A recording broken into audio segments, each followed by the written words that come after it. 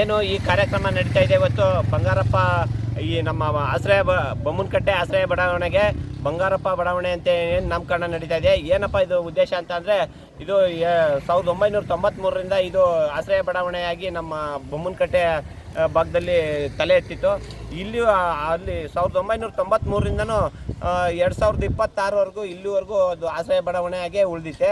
ಹಾಗಾಗಿ ನಾವು ಈ ಒಂದು ಬಡಾವಣೆಯ ಒಂದು ಹೆಸರನ್ನು ನಮ್ಮ ಮಾಜಿ ಮುಖ್ಯಮಂತ್ರಿಗಳಾದಂಥ ಆಶ್ರಯದಾತ ಮತ್ತು ರೈತರ ಪಂಪ್ ಸೆಟ್ಗಳಿಗೆ ಉಚಿತ ವಿದ್ಯುತ್ ವಿತರಣೆ ಮಾಡಿದಂಥ ಧೀಮಂತ ನಾಯಕ ಮತ್ತು ಮಗನ ಕುಡಿಯೋ ನೀರು ಯೋಜನೆಗೆ ಶಿವಮೊಗ್ಗದಲ್ಲಿ ಒಳ್ಳೆ ಒಂದು ಹೆಸರು ಮಾಡಿದಂಥ ನಾಯಕರಾದಂಥ ಎಸ್ ಬಂಗಾರಪ್ಪನವರ ಒಂದು ನಾಮಕರಣ ಮಾಡಬೇಕು ಅನ್ನೋ ಒಂದು ಉದ್ದೇಶ ಇಟ್ಕೊಂಡು ಒಂದು 2.5 ವರ್ಷದಿಂದ ನಾವು ಎಸ್ ಬಂಗಾರಪ್ಪ ಅಭಿಮಾನಿಗಳ ಸಂಘ ಅಂತ ಹೇಳಿ ನಾವು ರಿಜಿಸ್ಟರ್ಡ್ ಸಂಘವನ್ನು ಮಾಡಿ, ಆ ನಂತರ ನಮ್ಮ ಇಲ್ಲಿ ಏನು ಮೂಲಭೂತ ಸೌಕರ್ಯದ ಪರವಾಗಿ ಒಂದು ಹೋರಾಟನೂ ಮಾಡಬೇಕು. ಮತ್ತು ಈ ಆಶ್ರಯ ಬಡಾವಣೆ ಅನ್ನೋದನ್ನು ತೆಗೆದ್ಬಿಟ್ಟು ನಮ್ಮ ಎಸ್ ಬಂಗಾರಪ್ಪ ಅಭಿಮಾನಿಗಳ ಸಂಘದಿಂದ ಎಸ್ ಬಂಗಾರಪ್ಪ ಬಡಾವಣೆ ಅಂತೇಳಿ ನಾಮಕರಣ ಮಾಡಬೇಕು ಅನ್ನೋ ಒಂದು ಉದ್ದೇಶ ಇಟ್ಕೊಂಡು ನಾವು ನಮ್ಮ ಪಾಲಿಕೆ ಆಯುಕ್ತರಿಗೆ ಮನವಿ ಕೊಟ್ಟಿವಿ.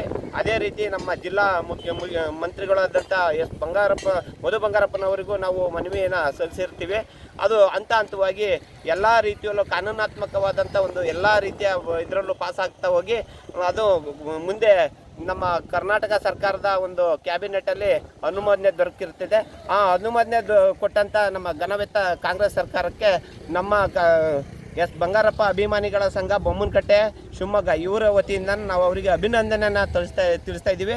ಇದೇ ರೀತಿಯ ಈ ಒಂದು ನಾಮಕರಣಕ್ಕೆ ನಮ್ಮ ಹೋರಾಟಕ್ಕೆ ನಮಗೆ ಸಹಕಾರ ಆಗಿ ಬೆನ್ನೆಲುಬಾಗಿ ನಿಂತಂಥ ನಮ್ಮ ಪಕ್ಷದ ಮುಖಂಡರಾದಂಥ ಕೆಲವರು 2023ರ ಕಾಂಗ್ರೆಸ್ ಅಭ್ಯರ್ಥಿಯಾದಂಥ ಯೋಗೇಶ್ ಅಣ್ಣರು ಇರ್ಬೋದು, ನಮ್ಮ ಸೂಡಾ ಅಧ್ಯಕ್ಷರಾದಂಥ ಸುಂದರೇಶ್ HS ಅವರು ಇರ್ಬೋದು, ನಮ್ಮ ಕಾಂಗ್ರೆಸ್ ಮುಖಂಡರಾದಂಥ ಶ್ರೀಕಾಂತಣ್ಣ ಇರ್ಬೋದು, ಮತ್ತು ನಮ್ಮ ಜಿಲ್ಲಾಧ್ಯಕ್ಷರಾದಂಥ ಪ್ರಸನ್ನ ಕುಮಾರ್ ಸರ್ ಇರ್ಬೋದು, ನಮ್ಮ ವಿಧಾನ ಪರಿಷತ್ ಸದಸ್ಯರಾದಂಥ ಬಲ್ಕೀಶ್ ಬಾನುಮಾಡು ವಿಶೇಷವಾಗಿ ಅವರು ಇದಕ್ಕೆ ಗಮನ ಕೊಟ್ಬಿಟ್ಟು ಇದರಲ್ಲಿ ಭಾರಿನೇ ಅವರು ಶ್ರಮಪಟ್ಟು ನಮಗೆ ಒಂದು ಸಪೋರ್ಟ್ ಮಾಡಿದ್ದಾರೆ. ಅವರಿಗೂ ಸಹ ನಾವು ಈ ಒಂದು ನಿಮ್ಮ ಮಾಧ್ಯಮದ ಮೂಲಕ ಅವರಿಗೆ ನಾವು ಅಭಿನಂದನೆಯನ್ನು ತಿಳಿಸ್ತಾ ಇದ್ದೀವಿ.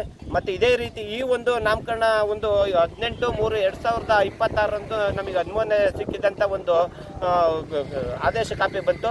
ಆ ನಂತರ ನಮ್ಮ ಸರ್ಕಾರದ ವತಿಯಿಂದ 2/5/2026ರಂದು ಈ ಒಂದು ಆಶ್ರಯ ಬಡಾವಣೆಗೆ ಅದ್ದೂರಿಯಾಗಿ ಸರ್ಕಾರದ ಕಾರ್ಯಕ್ರಮದಡಿಯಲ್ಲಿ ಇವತ್ತು ನಾಮಕರಣ ಮಾಡಬೇಕು ಅಂತೇಳಿ ನಮ್ಮ ಈ ಸರ್ಕಾರ ಹಮ್ಮಿಕೊಂಡಿದೆ.